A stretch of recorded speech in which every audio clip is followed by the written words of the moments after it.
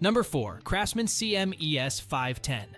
When it comes to power and performance, the CRAFTSMAN CMES 510 corded saw truly delivers. With a high-performance 5,500 revolutions per minute motor, this saw is perfect for fast and aggressive cutting tasks.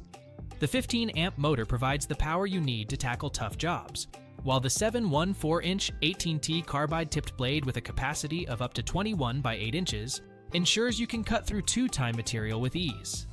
The tool-free beveling shoe allows for precise angled cuts up to 55 degrees, with detents at 22.5 and 45 degrees for added convenience. One of the standout features of this saw is its premium-grade magnesium shoe, which not only adds durability but also reduces weight, making it easier to handle on the job. The metal upper and lower guard further enhance the saw's durability, ensuring it can withstand harsh job site conditions without a problem. The contoured overmolded handle provides added comfort during extended use, helping to reduce fatigue and improve overall user experience. And with a metal rafter hook for added convenience, this saw truly has everything you need to get the job done.